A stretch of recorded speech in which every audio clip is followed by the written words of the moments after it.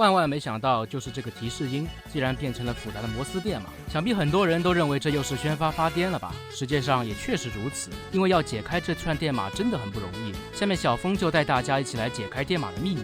首先科普一下摩斯电码的由来，它诞生于公元1837年，通过不同的排列顺序来表达不同的字母、数字和标点符号。摩斯电码有着5种代码，好在这次的信息没那么复杂，只需要这些字母对照表就足够了。最后解析的结果如下：其实注意到这段对话是摩斯电码的人有很多，但为什么解读不出来呢？因为这串电码是真的有毒。解开电码的突破口在对话的回话中，从句子的排列来看，这是2个人的对话。那么不离代表的就是独立的回话。如果我们将不代表点，离代表横，就会有2种结果，分别是 A E T， 结果反过来就是 N T E。接下来用排除法，从语句上能推理出 A 最为合适，也就是语气词 are。确定了这一点，我们就得到了不代表着点，离代表着横，然后再将这一结果带入第一句话中，就得到了一串新的摩斯电码。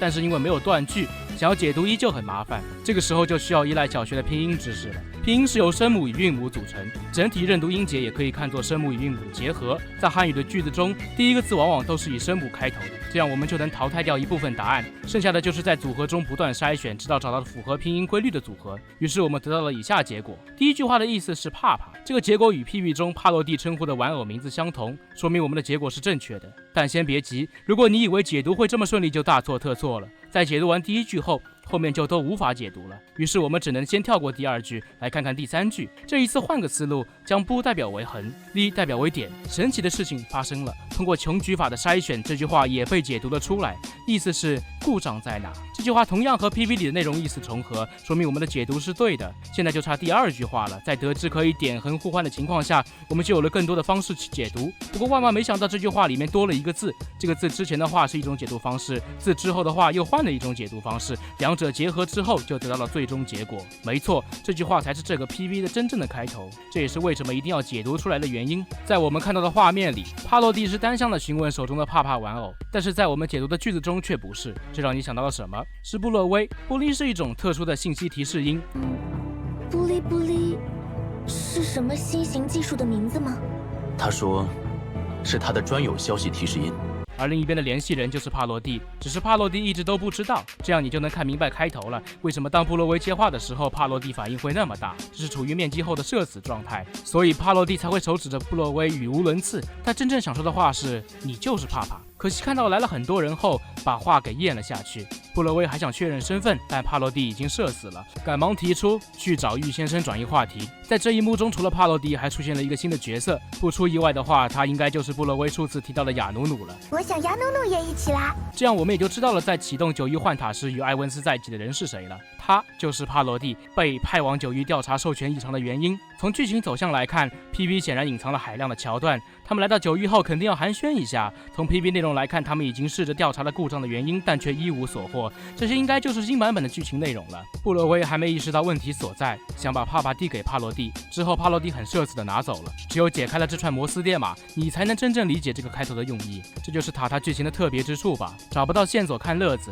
找到线索看逻辑。不过摩斯电码有很多组合的方式，你也可以试试其他的排列组合，万一就有意外的收获呢。画面一转，来到了列阵子的所在处，这里就是正宫了，可以与下所见面的大厅对比一下。这里的周边是海量的服务器，中间则是超级计算机列阵子。比较意外的是，它和格索托斯的样子有很大差距，更像是时装科技与人类科技合并的产物。关于列阵子，早在黎州版本，小峰就已经猜出它的存在了，也就是星路中的神力人。他说总有一天会与我们相见，可见我们与列阵子之间也会有着一段对话。但帕洛蒂的口中，我们知道人类是迫降在9域的。最让我感到意外的，还是你们当初迫降9域之时，这就实锤了9域与艾达星的人类是同源。再结合官网的资料，9域的人类来自10号舱，算是板上钉钉了。而且这句话也透露了一个信息：地球的科技可能并不像我们想的那么孱弱。如果列阵子来自地球科技，那格索托斯很可能也是如此。只是他们有没有进行过元能改造就不知道了。还记得远望号上发现的原点吗？其外形与外星科技的旋方高度相似，而旋方又是古文明机器的重要组成部分。格索托斯能够具有授权的能力，很可能就是来自于此。让我们来观察一下列阵子，外观与时章比较像，上面清晰的刻着12地支，周边还有环绕的阵法，上面还刻着一些文字。这些文字又是啥呢？如果你以为这又是周易八卦，那就大错特错了。先看看这几个字：八、师、时、门。得到这个结果，我人都懵了，这是什么东西？随后意识到这是塔塔偷懒了，素材是用来滥竽充数的。果不其然，通过对外围一些文字的解读，发现这些都是由2笔画的万字转换成的小篆。官方果然开小差了，这里严重批评你，希望以后注意吧，多做一些有意义的素材，它能让游戏更具有价值。但凡写点天地玄黄、乾坤阴阳，我也不用找得这么麻烦。让我们继续回到 PV， 这次的建模又上了一层楼，手上的黑丝手套纹路清晰，花纹分明，希望实机也能有这种质量。机器带不带得动是玩家的事，但是建模精致与否就是官方的事了。从帕洛蒂的回复中，我们也能看出，这又是一个两面性格的人设，与布罗威的对话还有羞怒，与列阵子的对话就显得很沉稳了。更有意思的是，他还是异色瞳，这是不是在为他的两面性格做铺垫呢？列阵子说祸福相依，祸福相依。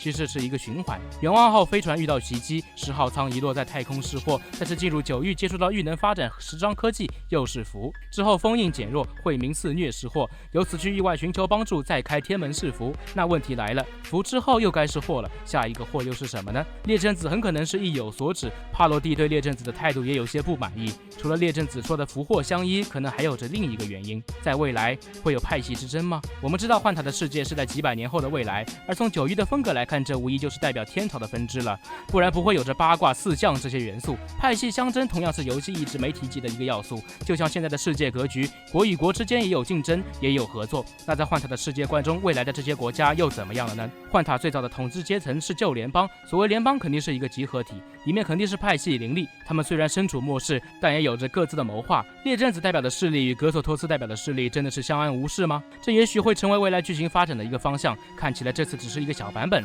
根据欲扬先抑的法则，幻塔这是准备在周年庆整个大活了，狠狠期待一下吧。好了，本期就到这里，关注小峰带你体验不一样的幻塔。